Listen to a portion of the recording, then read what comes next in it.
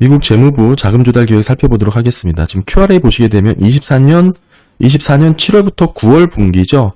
어느 정도 좀 제법 크게 줄은 모습이 먼저 눈에 띄는데, 기존에는 8,470억 달러 발행 예정을 잡았다가 이번에는 1,060억 달러가 줄었습니다. 그래서 총 7,400억 달러를 발행하겠다. 가장 눈에 들어옵니다. 딱 보면 발행 규모가 얼핏 많이 줄어 보이죠? 이제 기준 자체가 TGA 분기말 잔고를 8,500억 달러로 봤을 때 이 정도 발행을 하겠다라는 의미인데, 이 발행의 의미가 뭐냐면 민간이 보유하고 있는 순시장성 부채, 국채를 의미하는 겁니다. 따라서 여기에는 소마 상환이라고 할 수 있는 QT, 연준의 QT 테이퍼링이 반영이 안 된 부분이 있어요. 지금은 테이퍼링을 하면서 연준이 QT를 하겠다라고 한 부분을 일정 부분 줄였잖아요. 이 얘기를 좀 설명드리면, 연준은 지금 만기도래하는 국채를 재투자하지 않는 방식으로 소극적으로 QT를 했습니다. 이마저도 테이퍼링을 진행을 하고 있죠. 이렇게 되면 연준이 QT 테이퍼링을 하면서 이 자금을 조달해야 할 부담 자체가 줄었다, 이렇게 봐야겠죠. 여기 보시면 1770억 달러에서 910억 달러로 860억 달러가 증가했잖아요. 따라서 1060억 달러가 감소한 거 플러스 860억 달러가 증가한 거를 가감해보면 사실 이번 7월에서 9월 분기의 QRI 변화는 큰 변화가 없다. 소폭 줄긴 했지만 그렇게 크게 의미 있을 정도의 큰 폭의 감소는 아니다, 이렇게 봐야 됩니다. 이런 얘기가 제가 사실 지난 분기에도 말씀을 그대로 드렸었어요. 지난 분기에 7월에서 9월 발행 규모가 좀 많다라고 시장에서 막 우려를 할 때 사실은 QT 테이퍼링이 미반영된 부분이기 때문에 이런 부분에서 소폭 증가에 그쳤다라고 봐야 된다라고 말씀을 꾸준히 드렸었죠. 그리고 더불어서 TGA 목표 잔고 금액도 7,500억 달러에서 8,500억 달러로 증액했기 때문에 이런 두 가지 부분을 반영을 해보면 지난 분기 발행 규모가 는 게 사실 큰 의미가 아니다. 늘었어도 소폭 증가에 그칠 수밖에 없다라는 얘기를 드렸었고, 이런 부분이 사실 이번 분기가 크게 감소를 했지만 그대로 논리가 적용이 돼서 연준의 QT 테이퍼링을 반영을 해보면 사실상 이번 7월에서 9월 분기의 발행 규모가 줄긴 했지만 그렇게 크게 준 것은 아니고 소폭 감소에 그쳤다. 한마디로 큰 변화가 없었습니다. 더불어서 다음 분기죠. 10월에서 12월 분기. 이게 4분기가 아니고 사실상 재무부에서는 1분기로 계산이 되는데, 우리가 흔히 쓰는 분기와는 차이가 있기 때문에 좀 헷갈릴 수가 있어요. 그래서 그냥 개월로 이렇게 표기를 해서 말씀을 드리고 있고요.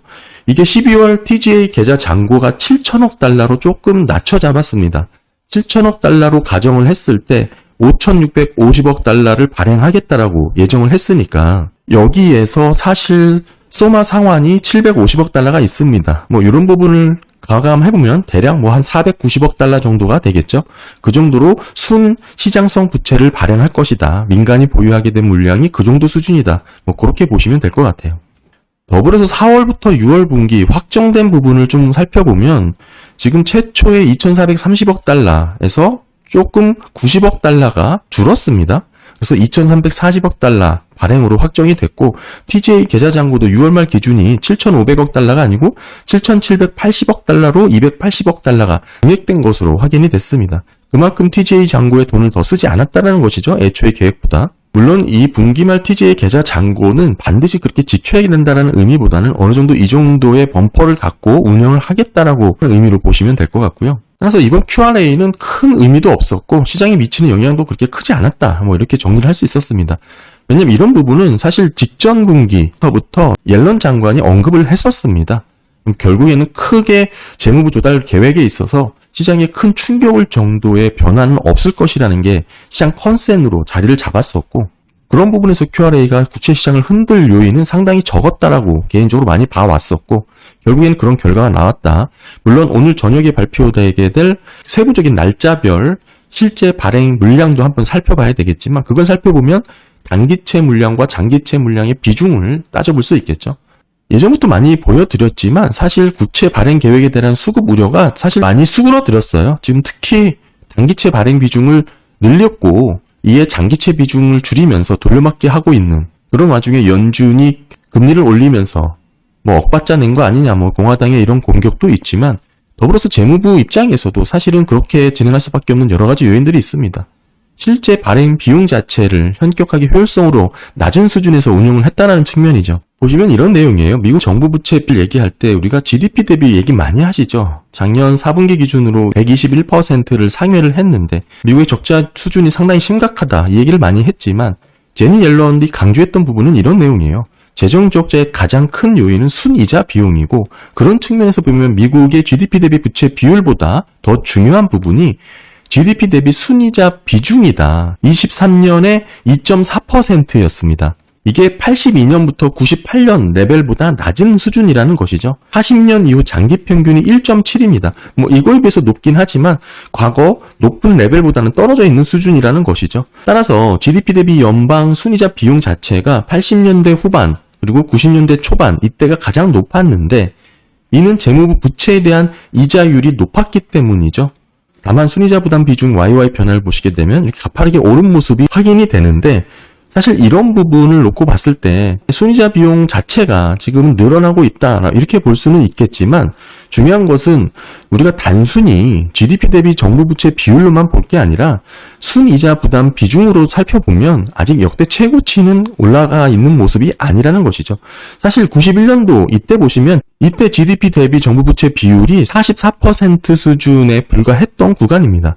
그러니까 GDP 대비 정부 부채 비율이 이렇게 낮아도 순이자 부담 비중이 이렇게 높을 수 있다 이 얘기를 하는 건데 제니 옐런 장관이 얘기하는 것은 여기서 한 발자국 더 나아갑니다.